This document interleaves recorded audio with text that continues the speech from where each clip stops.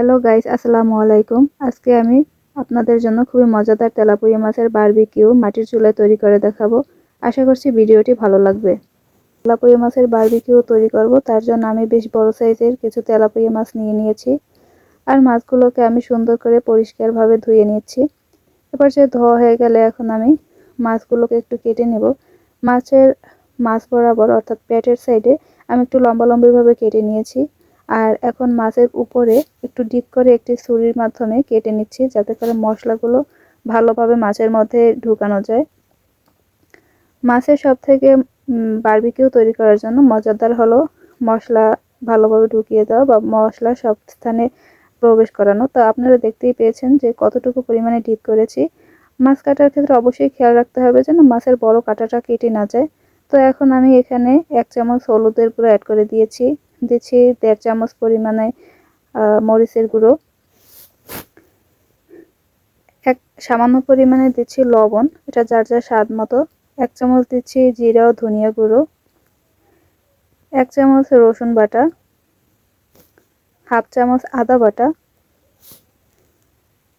টক দই দিয়ে দিচ্ছি 3 থেকে 4 চামচ, আর অল্প পরিমাণ দিয়ে দিয়েছি সয়া সস।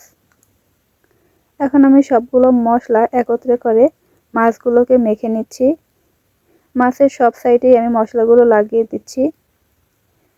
মাছ বারবিকিউ করার জন্য সবথেকে গুরুত্বপূর্ণ হচ্ছে মশলা মাখানো। আর মশলা মাখিয়ে প্রায় আধা ঘন্টা থেকে 1 ঘন্টা পর্যন্ত ম্যারিনেট করে রেখে দিতে হবে। তবে আমার হাতে কম সময়ের কারণে আমি প্রায় 20 মিনিটের মতো ম্যারিনেট করে রেখেছিলাম।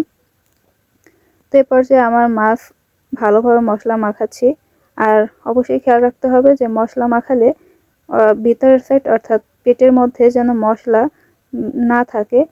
আলতো আলতোভাবে আঙুল দিয়ে মশলা লাগিয়ে নিতে হবে। তো আমার সব জায়গায় মশলা মাখানো হয়ে গেছে, তাই আমি এখন একটি লেবুর রস ব্যবহার করেছি। লেবুর রস দিয়ে আবার একটু মাখিয়ে প্রায় 20 মিনিট রেখে দিয়েছি ম্যারিনেট করার জন্য। তো 20 মিনিট পরে আমি চুলায় বসিয়ে দিয়েছি একটি ফ্রাই প্যান।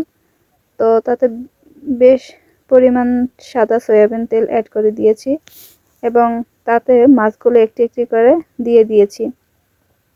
মাছ প্রায় 10 থেকে 12 মিনিটের মতো ভেজে নিয়েছি। এখন মাছ এক পিঠ হয়ে গেছে, অন্য পিঠ ভাজতে দিব। এর জন্য আমি উল্টিয়ে নিচ্ছি। যেহেতু বারবিকিউ তৈরি করি, এর জন্য আমি একটু বেশি লাল লাল করে নিয়েছি। আর চুলার আঁচটা অবশ্যই মিডিয়াম আঁচে রেখেছি। মাছগুলো যেন ভালোভাবে ভাজা হয়, তার জন্য আমি ফ্রাই প্যানটি একটু বারবার নাড়িয়ে চাড়িয়ে দিচ্ছি এদিক সেদিকে। এ পর্যায়ে যখন প্রায় 30 মিনিটের মতন হয়ে গেছে, তখন আমার বারবিকিউ তৈরি করা হয়েছে।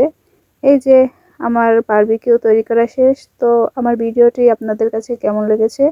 ভালো লেগে থাকলে অবশ্যই like, comment, share and subscribe করে দেবেন। আল্লাহ হাফেজ।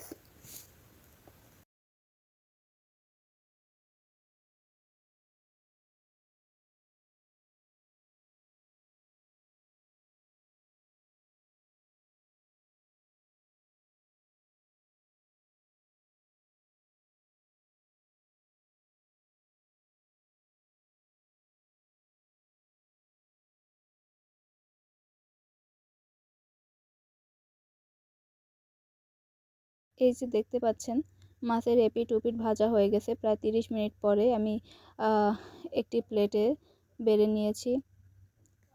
তো আমার ঘরোয়া পদ্ধতিতে বারবিকিউ রেসিপিটি কেমন হয়েছে? ভালো লেগে থাকলে অবশ্যই like, comment, share and subscribe করে দেবেন। আল্লাহ হাফেজ।